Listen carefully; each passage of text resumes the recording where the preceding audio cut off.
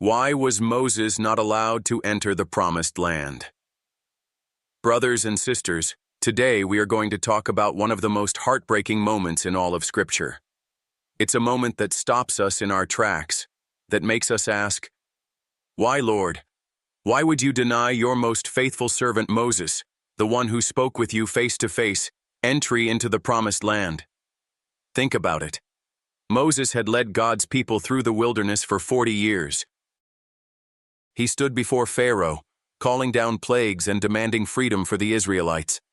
He parted the Red Sea, climbed Mount Sinai to receive the 10 Commandments, interceded when Israel sinned, and poured his entire life into guiding this stubborn, rebellious nation toward the land God had promised their ancestors.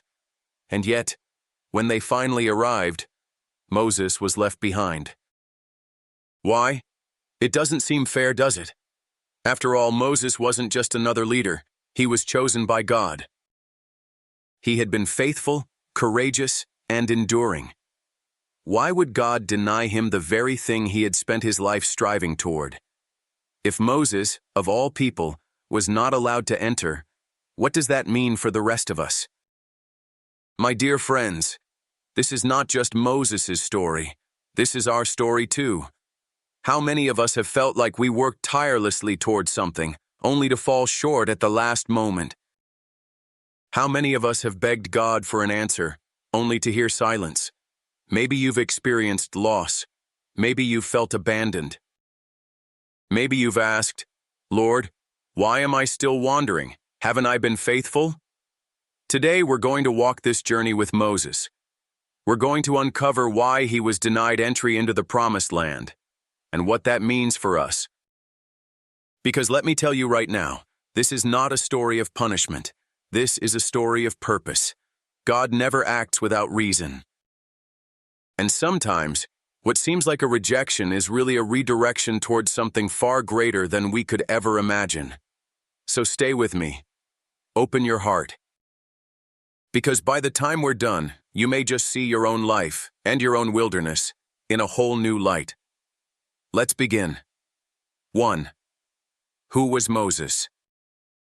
Brothers and sisters, before we can understand why Moses was denied entry into the promised land, we must first understand who he was, not just as a leader, but as a man chosen by God. Moses was no ordinary man. From the very beginning, his life was marked by divine intervention. He was born into a time of fear and oppression, when Pharaoh had ordered that all Hebrew baby boys be drowned in the Nile. But God had a plan. His mother, desperate to save her child, placed him in a basket and sent him drifting down the river, where he was discovered and raised in the palace of Pharaoh himself. Imagine that, a Hebrew child, raised as Egyptian royalty. He grew up with wealth, status, and power. But deep down, he knew he was not one of them. He was part of God's chosen people, the Israelites, who were suffering as slaves under Pharaoh's rule. One day, Moses witnessed an Egyptian beating a Hebrew slave, and in a moment of anger, of impulse, he killed the Egyptian. Fearful for his life, he fled to the wilderness, leaving behind his privileged life and becoming a shepherd in the land of Midian.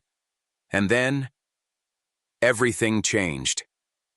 One day, as Moses tended to his sheep, a bush caught fire, but it did not burn. And from within the flames, the voice of God called him by name. "Moses, Moses, here I am. Take off your sandals, for the place where you are standing is holy ground." Exodus 3:4-5. Brothers and sisters, imagine hearing the voice of God calling your name. Imagine standing before the Almighty, being told that you had been chosen to set his people free. And yet, Moses hesitated. He said, "Who am I that I should go to Pharaoh?" Exodus 3:11. He doubted himself. He feared he wasn't good enough. He told God he was slow of speech and tongue. Exodus 4:10. How many of us have felt that way? How many of us have questioned God's calling in our lives because we think we're not strong enough, not smart enough, not capable enough. But God does not call the qualified. He qualifies the called. Despite Moses' fears, God sent him to Pharaoh with a simple message: "Let my people go." And through plagues, miracles, and wonders, God used Moses to lead his people out of Egypt. Moses became more than a leader. He became a prophet, a mediator, and a friend of God. He received the 10 Commandments, spoke with God face to face, Exodus 33:11, and led the Israelites through the wilderness. But being chosen by God does not mean being perfect. And even Moses, for all his greatness, had a moment of weakness that cost him everything. 2. The journey through the wilderness. Now, my friends, let's talk about the journey. Moses didn't just lead the Israelites out of Egypt.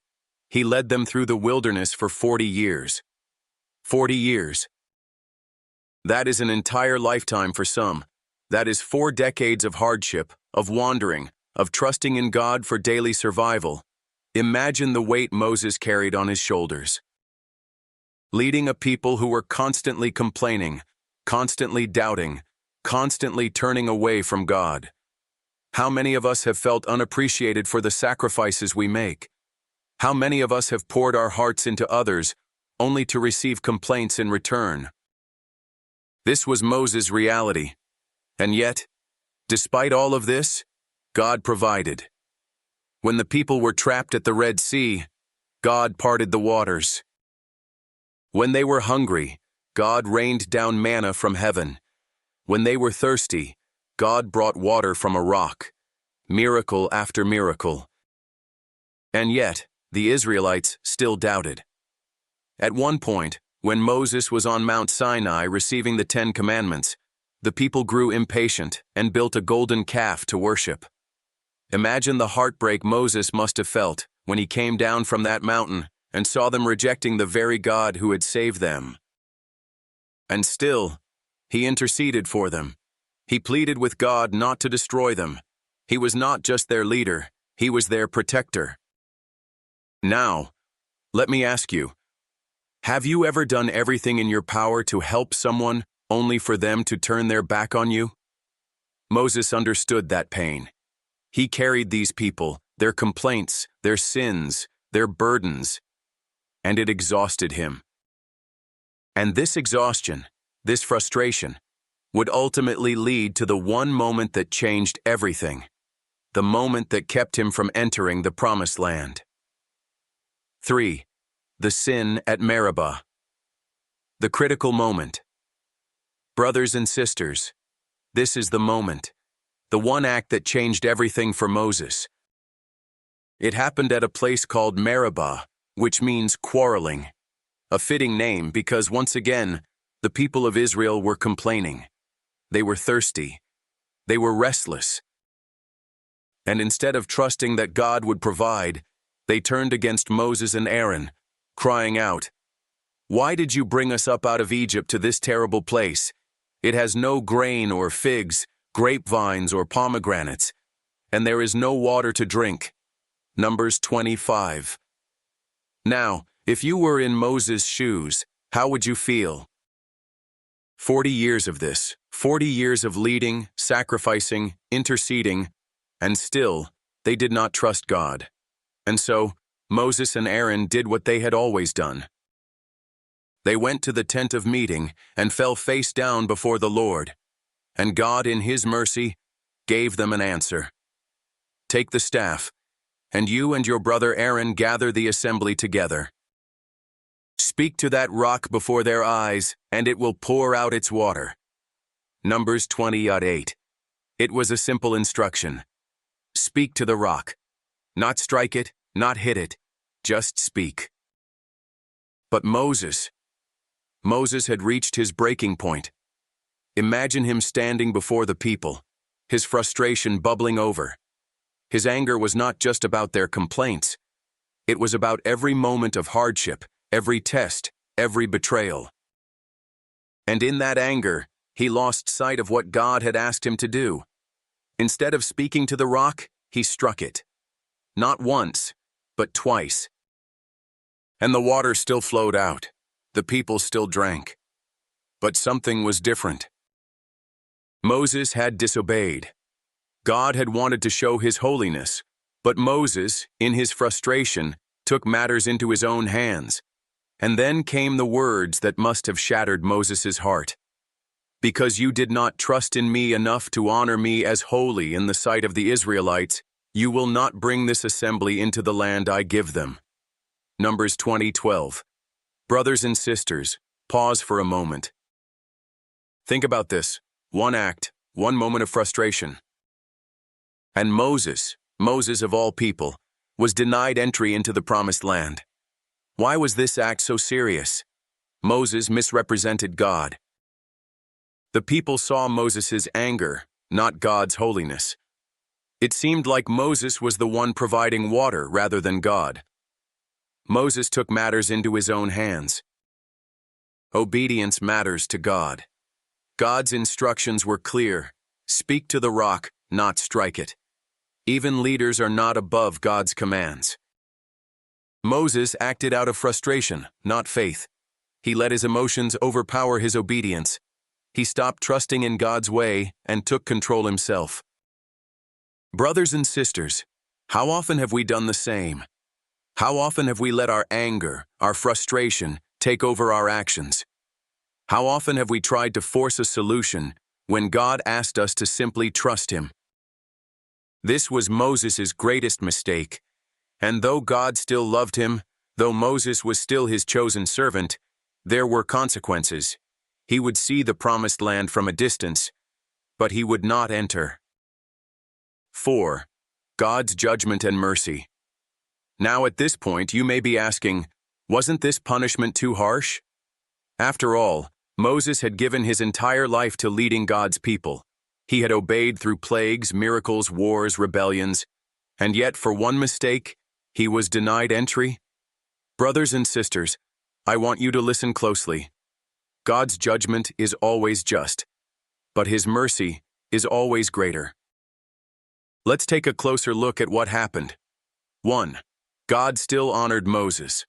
Though Moses would not enter the promised land, he was still God's chosen servant. The Bible says there was never another prophet like Moses. Deuteronomy 34:10. Even in discipline, God did not take away Moses' calling. 2. God allowed Moses to see the promised land. In Deuteronomy 34, God takes Moses to Mount Nebo and shows him the entire land. From that mountaintop, Moses saw the fulfillment of the promise. It was not a rejection. It was a reminder that the mission was bigger than him.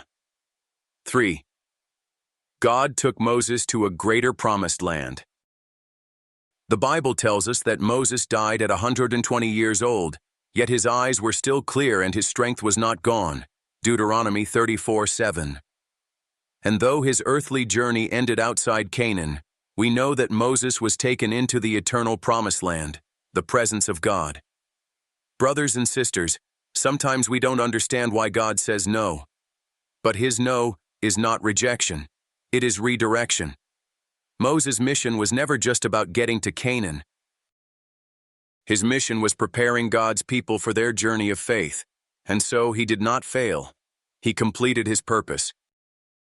He obeyed where it mattered most, and though he did not set foot in the promised land on earth, he stepped into something far greater. Brothers and sisters, let this be a lesson to all of us. Sometimes we work toward something our whole lives, only to be denied at the last moment. Sometimes God keeps us from something we long for, not because he is punishing us, but because he has something greater ahead. And here's the most beautiful part. Do you remember when Moses finally did stand in the promised land? It wasn't in the Old Testament. It was in the New. Over 1,000 years later, when Jesus was transfigured on the mountain, who appeared beside him? Moses. Moses finally stood in the promised land, beside the Messiah himself. Brothers and sisters, God's promises never fail. Sometimes they are just fulfilled in ways we never expected. 5. Lessons from Moses' story. Brothers and sisters, Moses' story is not just history. It is a reflection of our own journey, our struggles, our doubts, our moments of frustration, and our ultimate calling to trust in God. Moses was chosen. He was faithful. And yet, in one moment of weakness, he let frustration overpower obedience. How often have we done the same? How many of us have felt overwhelmed by responsibilities, exhausted by people's expectations, or frustrated when things don't go as planned? Today, let us reflect on the lessons from Moses' story, lessons that can shape our own spiritual walk. Lesson 1: The danger of spiritual fatigue. Moses was not just physically tired, he was spiritually exhausted. Decades of leadership, constant complaints, and repeated tests had taken their toll. And in that moment of frustration at Meribah, he acted out of his emotions rather than his faith. Brothers and sisters, how often do we do the same? How often do we speak in anger because we are too worn out to respond in love? How often do we take shortcuts in our faith, praying less, trusting less, choosing our own way, because we are spiritually drained? Moses reminds us that even the strongest leaders need renewal. We cannot serve, lead, or remain faithful if we do not stay connected to God. Jesus himself withdrew to pray. David sought the Lord in the wilderness. Elijah needed God's gentle whisper to renew his strength. And so do we. Brothers and sisters, do not wait until you are exhausted to seek God. Come to him daily, and he will give you rest. Lesson 2: Obedience over emotion. God's instruction to Moses was simple: speak to the rock. But in frustration, Moses struck it instead. Brothers and sisters, this is where we often fail, when we allow our emotions to dictate our actions. We let anger lead to words we regret. We let fear keep us from stepping into faith. We let impatience cause us to force things instead of trusting in God's timing. But partial obedience is still disobedience. God wanted Moses to demonstrate faith in his word. But Moses let his frustration take control, and in doing so, he misrepresented the holiness of God to the people. Brothers and sisters, what about us? Do we follow God fully, or only when it makes sense to us? Do we obey his commands, or do we strike the rock our own way? Do we trust him, or do we take matters into our own hands? Let us learn from Moses. Let us choose obedience over impulse, faith over frustration, and trust over control. Lesson 3: The journey is more important than the destination. Moses spent his life leading the people toward the promised land. And yet, he did not enter. Was his journey in vain? Absolutely not. Brothers and sisters, Moses' purpose was never just about reaching Canaan. It was about preparing others to enter it. He led. He taught. He interceded. He transformed a nation. And that was his real calling. How many of us are so focused on our destination that we miss what God is doing in the journey? We wait for the perfect job instead of learning where we are. We rush toward marriage instead of growing in character. We chase after goals but forget who God is shaping us to be along the way. Brothers and sisters, life is not just about arriving, it is about becoming. And if we focus only on where we want to go, we may miss the purpose of where we are. Moses reminds us that faithfulness is not measured by where we end up, but by how we walk the path God has set before us. 6. Moses and Jesus. A foreshadowing. Now, my friends, let me show you something even greater. Moses was a great leader, but he was not the ultimate leader. Moses led the people out of slavery, but he could not lead them into rest. Moses delivered the law, but the law alone could not save. And so Moses' story points us to someone greater, someone who did not fail. That person is Jesus Christ. Moses and Jesus. A divine parallel. Jesus rescued as a baby from death, escaped Herod's slaughter as a baby, spent 40 years in the wilderness, spent 40 days fasting in the wilderness, gave the law on Mount Sinai, fulfilled the law on the Mount of Beatitudes, led the Israelites to the Promised Land, leads us to the eternal Promised Land, interceded for the people's sins, became the ultimate intercessor on the cross. Brothers and sisters, do you see? Moses pointed the way, but Jesus is the way. Moses could not enter the Promised Land, but Jesus opened the gates of heaven for us. And here is the most beautiful part. Do you remember when Moses finally did stand in the Promised Land? It wasn't in the Old Testament.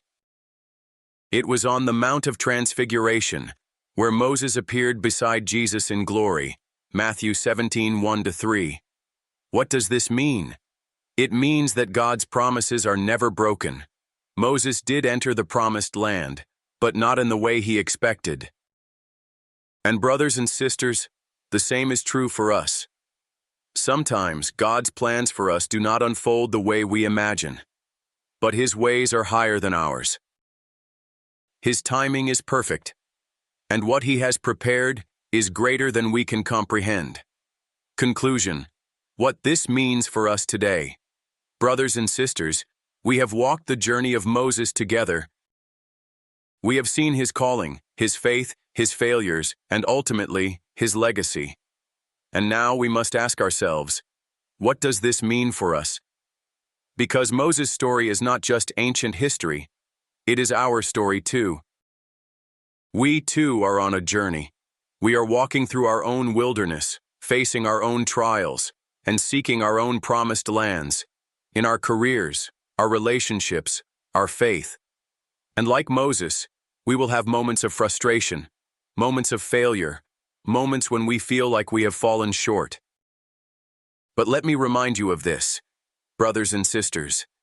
God's plans are always greater than our expectations. 1.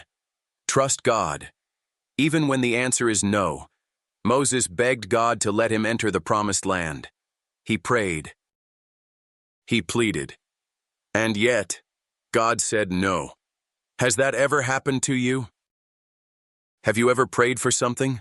A job, a healing, a relationship, a dream, and felt like God was closing the door? Did you wonder if He was punishing you? Did you feel like all your hard work was for nothing? Brothers and sisters, God's no is not rejection. It is redirection. Moses did not step into Canaan, but God took him to a greater land, His eternal presence. And the same is true for you. You may not get what you prayed for, but you will receive what God knows is best for you, because He sees what you cannot see, and His plans are never to harm you, but to prosper you. Jeremiah 29:11. 2. Your journey is part of God's greater plan. Moses didn't enter the Promised Land, but his mission was not a failure. Because of him, a nation was freed from slavery. A people were taught how to follow God. A new generation was prepared to walk into the promise. Brothers and sisters, what if your purpose is bigger than you? What if what you are building is not just for you, but for those who will come after you? What if God is using your life, your work, your struggles, to bless generations to come? Your purpose is not just about what you will achieve, it is about who you will impact along the way. Moses never saw the full picture, but God did. And the same is true for you. So trust the journey, even when you don't understand it, because your faithfulness today is planting seeds for something greater tomorrow. 3. The real promised land is Jesus. Let's not miss the most important lesson. Moses led the people to the promised land, but he himself could not enter. Why? Because the true promised land was never just about a place. It was about a person. Jesus Christ. Moses gave the law, but Jesus fulfilled it. Moses delivered the people, but Jesus saved them forever. Moses could not enter the land, but Jesus opened the gates of heaven for all of us. And that is the final promise, brothers and sisters. The greatest gift God can give us is not a piece of land, a career, a dream, or even success.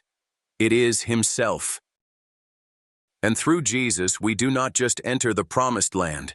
We enter eternity with Him. Final call to action. Brothers and sisters, if Moses' story has touched your heart today, I want to ask you, what is your promised land? Are you trusting in God's plan, even when the journey is long? Are you focusing on your destination or on what God is doing in your life right now? If this message has spoken to you, I invite you to pray with me. Ask God to help you trust His plan, even when the answer is no. Comment below. What part of Moses' journey speaks to you the most? Share this message. Someone you know needs to hear this today. Stay in His Word, because His promises never fail. Brothers and sisters, Moses never entered the Promised Land. But in the end, he entered something far greater. And so will you. Trust in God. Follow His voice, and know that He is leading you somewhere beautiful, even if you can't see it yet. God bless you. And as always, walk in faith, because His plans for you are good. Amen.